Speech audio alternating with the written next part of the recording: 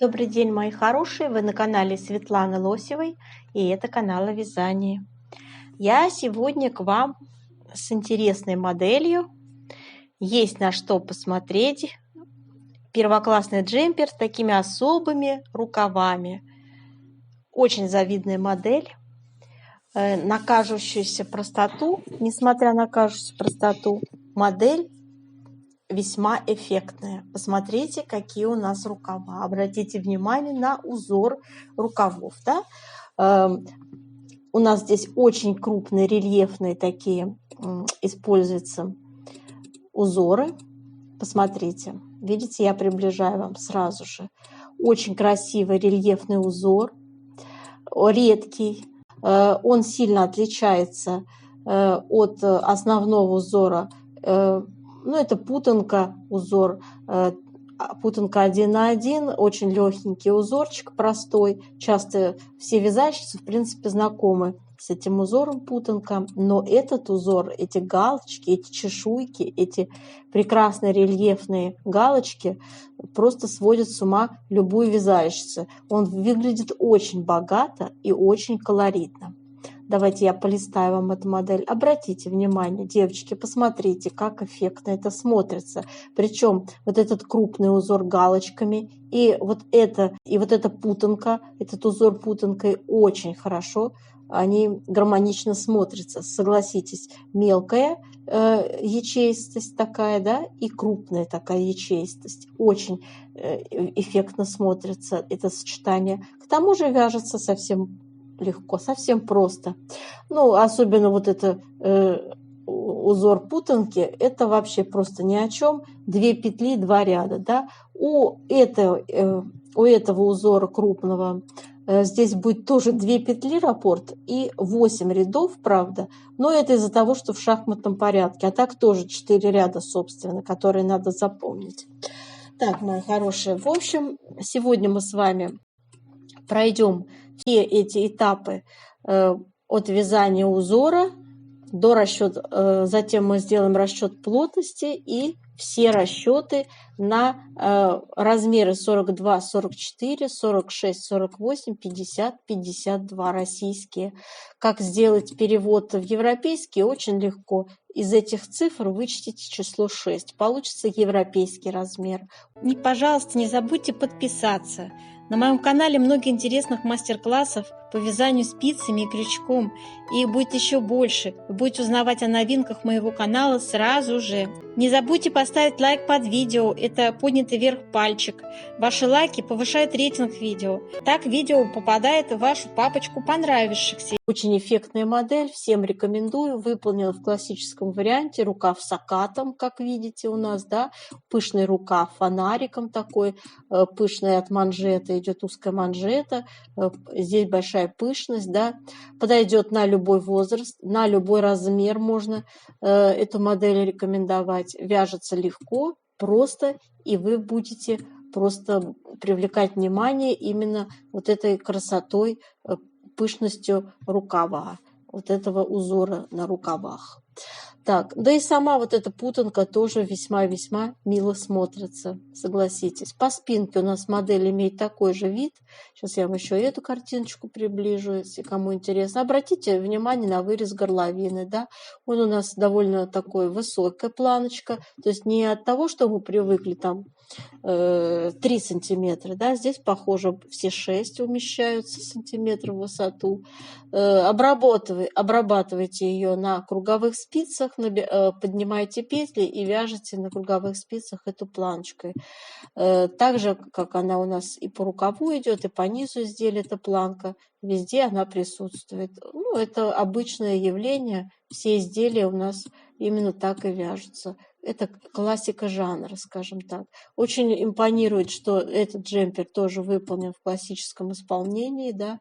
Этот рукав с окатом идет, он всем хорошо, на все фигуры смотрится очень хорошо. И вот наша спинка, которую я вам обещала. Вы видите, здесь то же самое, эта путанка идет, и красиво смотрится рукав. Модель у нас отнюдь не оверсайз, как вы поняли, да, то есть не совсем уж прям она так у нас болтается на модели, по фигуре сидит, да, с небольшим таким прибавочкой по ширине небольшая такая, да, вполне все мило и современно смотрится. Если вам понравилась эта модель, давайте оставимся со мной на канале и приступаем. Сейчас у нас с вами выбор пряжи. Для вязания этого джемпера я предлагаю пряжу Merino Deluxe 50, Yarn Art фирма, турецкого производства пряжа. Вот написано производство Турция. Цвет у меня 217 нежно-розовый. И давайте по метражу. 100 грамм 280 метров, 50% шерсть, 50 акрил. Спицы я использую номер 4. И так смотрится наш узор. Показываю вам приближенный вариант. Во всех местах, где я видела, как показывают, как рассказывают, как вязать этот узор, рекомендуется пряжа двойного сложения. У нас ниточка одинарная будет использоваться в узоре. И, в общем, это будет вот так выглядеть. Для такого нежного джемпера сделать рукава какими-то там двойными, по-моему, это уж перебор будет. Очень толстый будет и получаться будет кольчуга, на мой взгляд. Поэтому мы будем вязать так, как у нас получается спицами. Конечно же, в одну ниточку. И вот так смотрится данный узор. Эти прекрасные галочки будут хорошо смотреться, рельефно, очень хорошо, интересно будут смотреться и в одной ниточке, согласитесь, девочки. Вот я вам показываю, как смотрится этот узорчик.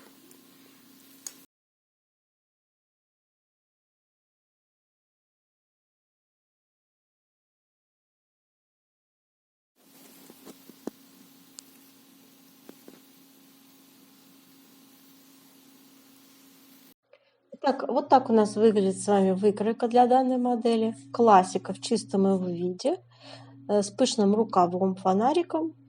И, в общем-то, как вы видите, рукав с окатом, с проймой, все как полноценная моделька. Все детали вяжутся снизу вверх. У нас присутствует здесь небольшой скос плеча, пройма.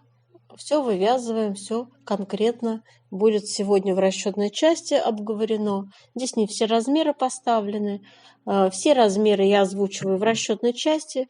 Посмотрите, как я рекомендую вязать это изделие. Обосновываю каждую цифру, которую вы увидите вот в этой инструкции по вязанию.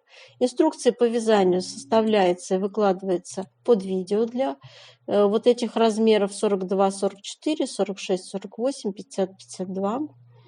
Вот, и все тут есть. Вся последовательность вашего вязания здесь есть. Схемы для узоров невозможно составить, поскольку это такие узоры, которые надо смотреть, показывать руками. Вот, у меня есть описание, и сейчас я вам покажу, где я взяла описание для данного узора, для рукавов. Этот рельефный, очень интересный узор. А затем мы приступим к вязанию образца, девочки. Нашла я этот узор, девочки, на сайте Averchivo.ru, где очень много, кстати, узоров. Вот он, видите, она называет его узор 479 для шапочки, многострадальный. То есть человек вот по картинке буквально воссоздавал, и вот что получилось. И здесь сразу в описании, смотрите, говорится, это главное, в принципе, условие, используем нить в 2 сложения. У нас узор не смотрится немножко по-другому, поскольку мы не использовали нить в 2 сложения. Видите, как выглядит этот узор, если использовать нить в 2 сложения. Так что, кто интересуется, девочки, кто интересуется, где я взяла описание, вот на этом сайтике я нашла это, называется averchivo.ru. И вот здесь есть и узор крупным планом, да, и как его вязать, все описание есть. 8 рядов. Для вязания этого узора надо набрать количество петель кратное 2, и 8 рядов у нас в высоту будет составлять раппорт. Вяжется, формируется узор по четной стороне, нечетная сторона является вот такой вот изнаночной. И мы начинаем с вами первый ряд, изнаночная сторона у нас, и мы вяжем первый ряд следующим образом. Кромочную снимаем, первая петля у нас вяжется лицевой, затем мы делаем с вами двойной накид вот таким образом, раз, два, и петлю следующую просто снимаем, не провязывая. Все, это и есть раппорт узора. Снова петля лицевая, двойной накид, и эту петлю снимаем, не провязывая. Второй раппорт связали, да? Снова петля лицевая, двойной накид, петлю снимаем, не провязывая. Лицевая, двойной накид, петлю снимаем, не провязывая. Лицевая, двойной накид, петлю снимаем, не провязывая. Лицевая, двойной накид, петлю снимаем, не провязывая. Лицевая, двойной накид, петлю снимаем, не провязывая. И так вяжем до конца ряда. Второй ряд формируется по лицевой стороне, и он вяжется следующим образом. Кромочную снимаем, первую петлю вяжем лицевой, накид вот таким образом сбрасываем, оставляем только один накид, двойной накид сбрасываем, оставляем только один накид, и следующую петлю снова вяжем лицевой. Итак, опять показываю вам. Лицевая, накид сбрасываем, один накид оставляем только на спице, следующая петля лицевая.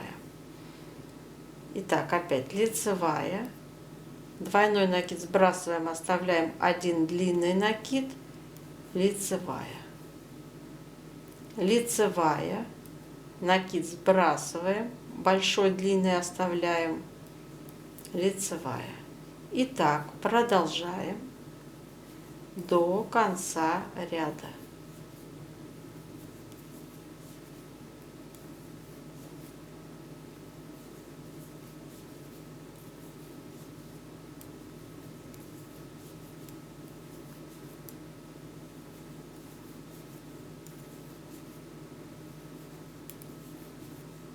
Третий ряд узоров формируется по изнаночной стороне. Вяжем. Кромочную сняли и вяжем. Первая петля лицевая, а вторая петля с накидом, которая у нас шла, мы делаем еще один накид и снимаем ее с накидом вместе. Снова лицевая, делаем накид и петлю с накидом снимаем вместе. Лицевая, накид, петлю с накидом снимаем вместе. Лицевая, накид, петлю с накидом снимаем вместе. Лицевая, накид, петлю с накидом снимаем вместе. Лицевая, накид, петлю с накидом снимаем вместе. Лицевая, накид, петлю с накидом снимаем вместе. Лицевая. Продолжаем до конца. Четвертый ряд формируется у нас с вами по лицевой стороне. Вяжем следующим образом раппорт. Кромочную сняли, затем вяжем, смотрите, все вот эти вот у нас здесь очень такая петля получилась, петля с двумя накидами. Мы ее провязываем вот так лицевой одной петлей за переднюю стенку. Следующая идет лицевая. Все, раппорт связан. Снова лицевая, лицевая. Снова петля с двумя накидами вяжется. Лицевой, лицевая. Снова лицевая, лицевая. То есть понимаете, да, петля с двумя накидами провязывается лицевой, следующая петля лицевая. Петля с двумя накидами лицевой за переднюю стенку, следующая петля лицевая. Очень легкий узор. Вот этот ряд особенно, да. Просто все петли вяжем лицевыми до конца ряда самостоятельно. Итак, девочки, вот такие у нас с вами интересные получаются галочки. То есть такая двойная галочка, да, маленькая галочка внутри и большая галочка снаружи.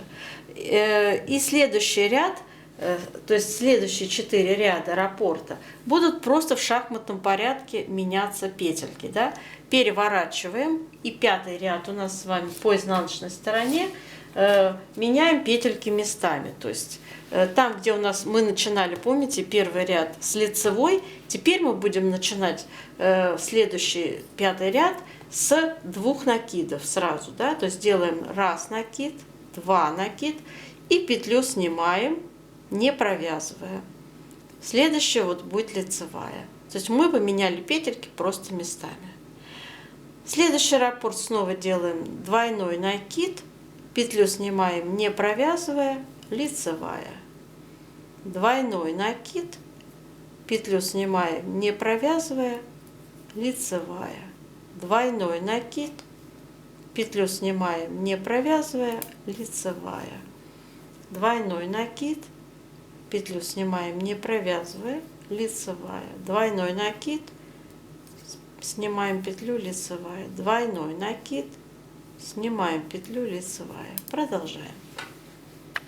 6-й ряд у нас с вами по лицевой стороне формируется. Вяжем. Первая петля у нас кромочная снимается, да, затем мы вяжем лицевая, лицевая и накид снимаем, распустив 2 накида. Вот один такой остается. Снова лицевая, лицевая, накид распускаем, остается вот такой один длинный накид на спице. Лицевая, лицевая, накид распускаем. Лицевая, лицевая, накид распускаем. Лицевая, лицевая, накид распускаем. Лицевая, лицевая, накид распускаем. Лицевая, лицевая, накид распускаем. У нас с вами 7-й ряд формируется по изнаночной стороне. Вяжем. Первая петля кромочная.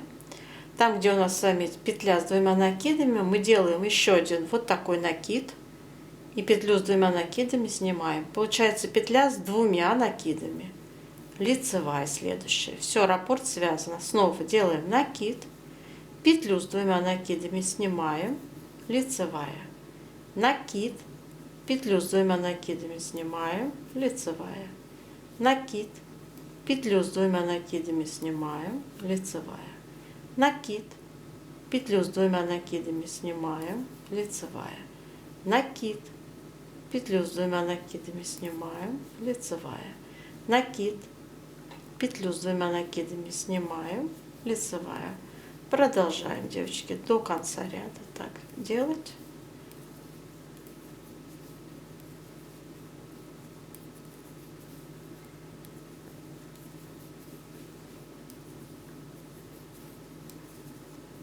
Довязываем до конца ряда, кромочную вяжем изнаночной, переворачиваем, и последний завершающий 8-й ряд у нас в раппорте следующим образом. Кромочную сняли, первая петля идет лицевая, а следующая петля с 2 накидами вяжется тоже лицевой.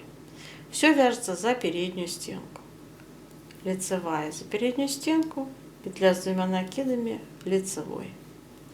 Лицевая, петля с 2 накидами, лицевая тоже. Лицевая. Ну и я уже говорила про этот ряд. Все петли у нас лицевые, за переднюю стенку вяжутся. И это очень самый простой ряд у нас, где, собственно, ни о чем задумываться не надо. Провязываем его до конца. И далее у нас повтор раппорта, девочки, будет получаться с 1-го ряда снова. Вот такой узор получится, рельефный, интересный. Обратите внимание на него. Вот он у нас как формируется красиво, интересно. Для его вязания рекомендуется двойная ниточка. Но я вязала с одинарной, потому что если вязать двойной, то рукав получится необыкновенно просто.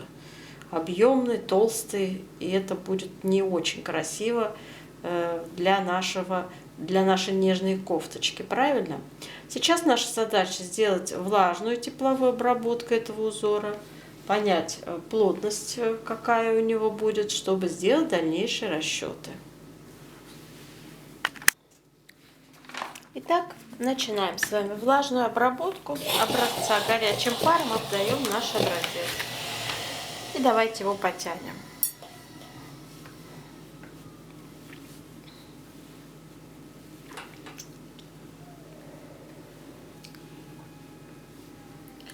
Все, девочки, потянули.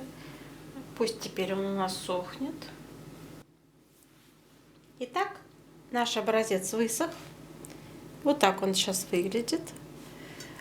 Укладываем его и измеряем ширину. Итак, у меня получается ширина 21 сантиметр, девочки, 21, и 32 петли у меня участвовал. 32 разделить на 21, получаем плотность 1,5. Это надо, конечно, записать, чтобы не забыть. В одном я запишу сантиметре 1,5 петель. Теперь нас интересует вертикальная плотность. Итак, измеряем 11 сантиметров у меня. Считаем, сколько раппортов связано в образце. Девочки, 32 ряда. То есть у меня связано 4 раппорта по 8 рядов. 32 разделить на 11 сантиметров, мы получим плотность 2,9. Запишем также, чтобы не забыть. В одном сантиметре 2,9 ряда. Эти цифры для рукавчика. Этот узор предназначен для вязания рукава, вы поняли. А маленький жемчужный узор надо связать отдельно, образец. Второй узор, девочки, называется жемчужный. Вот такой вот он мелкий, мелкий, мелкий. И, в общем, вяжется также кратно 2 набираем количество петель, любое четное количество петель, и 2 ряда всего в высоту этот узор вяжется. Кромочную снимаем, вяжем. Первая лицевая, вторая петля изнаночная. Все, раппорт связан. Дальше опять лицевая, изнаночная, лицевая, изнаночная, лицевая, изнаночная. Вяжем до конца ряда. Вот у меня здесь 20 петель. Довязываем лицевая, изнаночная до конца. Переворачиваем, девочки, на второй ряд и вяжем второй ряд следующим образом. Кромочную я снимаю и вяжем. Там, где была лицевая, вяжется изнаночная. Там, где была изнаночная, вяжется лицевая. Все, раппорт связан. Итак, чередуйте изнаночная, лицевая, изнаночная, лицевая, изнаночная, лицевая. Вот такой простейший узор. Его называют путанка 1 на 1. Обдаем образец наш паром, тянем его также, как предыдущим образцом, и пусть сохнет. У нашего жемчужного узора давайте измерим плотность, также измеряем ширину, это 11 сантиметров, 20 петель участвует, 20 разделить на 11, это будет 1,8. Такая плотность нашего узора жемчужного. В одном сантиметре 1,8 петель. И по вертикали также надо измерить 6 сантиметров. Надо посчитать, сколько связано рядов. В образце связано 14 рядов. Давайте 14 разделим на 6 сантиметров. Плотность получается 2,3. Это плотность для жемчужного узора по вертикали. В одном сантиметре 2,3 ряда. Вот у нас 2 цифры для 2 узоров. Итак, приступаем к расчетной части. Итак, мои хорошие, вот эту выкройку мы будем в сегодняшнем расчете использовать. Будем составлять с вами описание для следующих размеров. Первый размер у нас с вами 42-44, с шириной спинки переда 48 сантиметров, и в петельном эквиваленте это 86 петель. Второй размер 46-48 российский, шириной 53,5 сантиметров, и в петельном эквиваленте 96 петель. Третий размер 50-52, шириной спинки переда 58,5 сантиметров, и в петельном эквиваленте 106 петель. Как считали? 48 сантиметров умножить на нашу плотность, которую мы с вами определили для узора путанки 1,8. Получается 48 умножить на 1,8 плотность, это будет 86 петель. Да?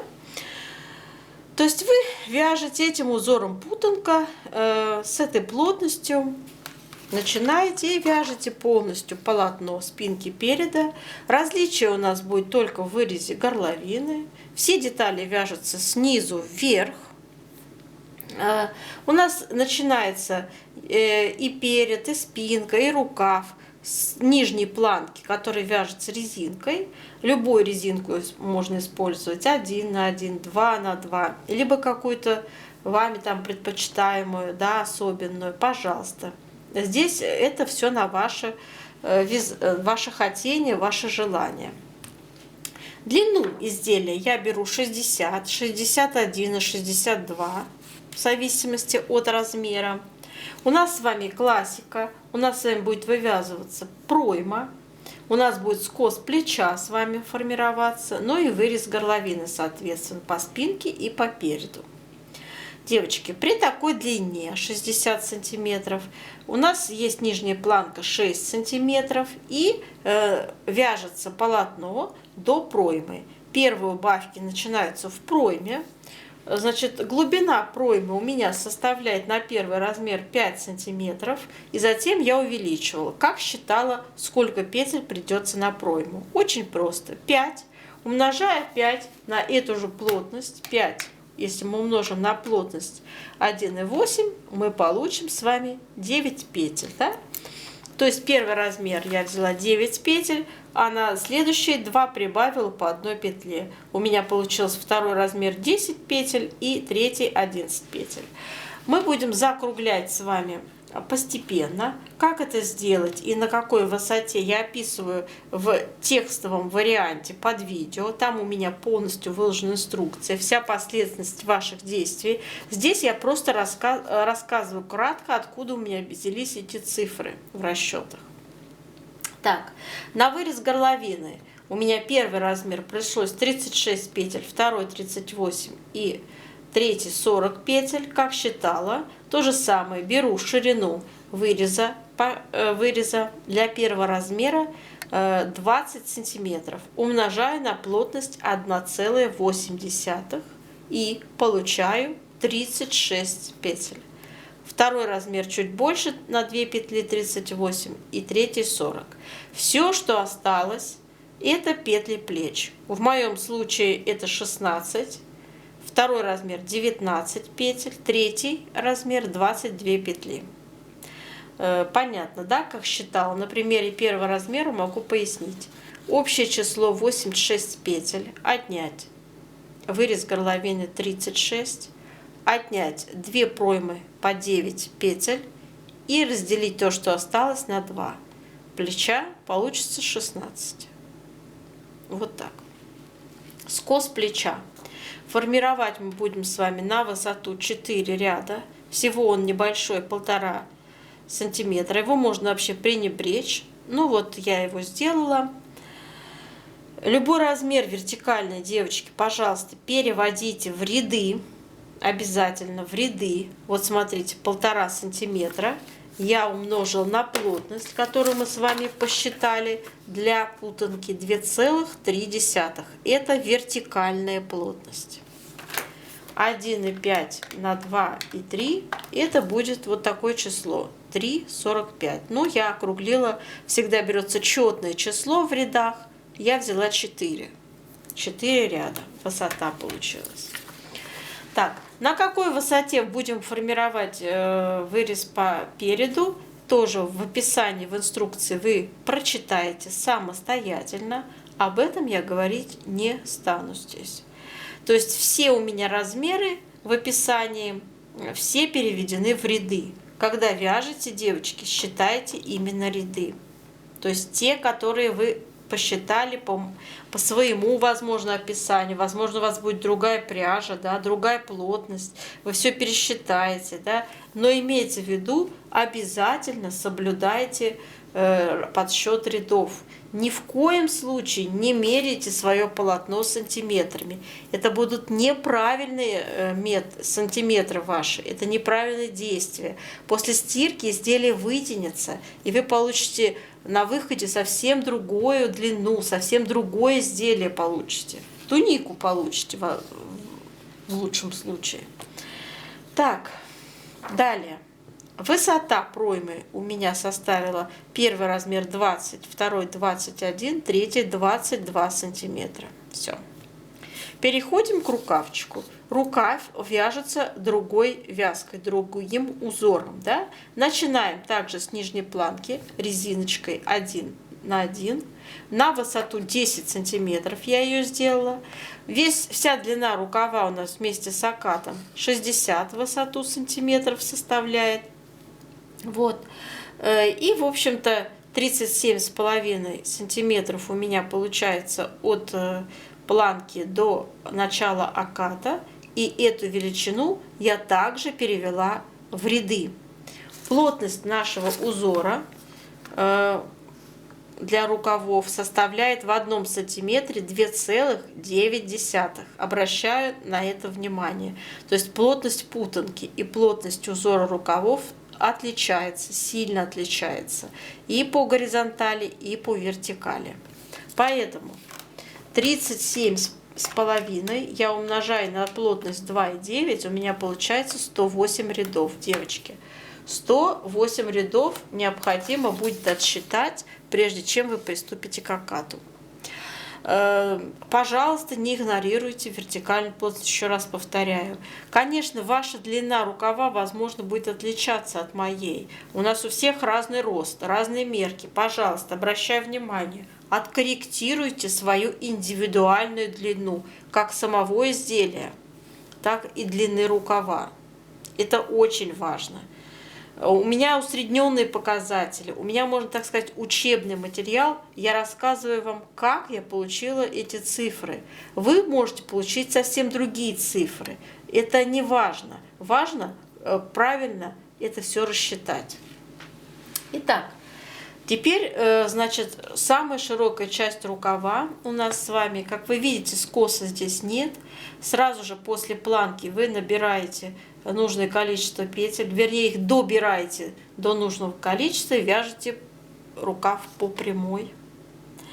В моем случае количество петель у меня получилось 58, 62 и 64 петли.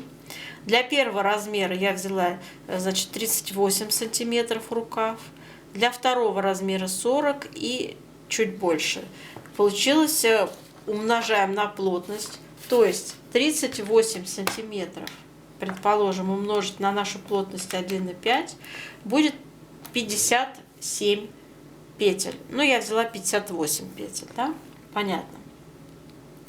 Потому что у нас с вами раппорт узора составляет 2 петли. Конечно, можно взять одну петлю для симметрии, но я бы так не стала заморачиваться. В общем, по желанию. Можете 57 взять, да? Ну, аналогично я считала для двух других размеров. То есть вы вяжете по прямой на определенной высоте, в моем случае это 108 рядов, вы приступаете к вывязыванию оката рукава. Теперь про окат.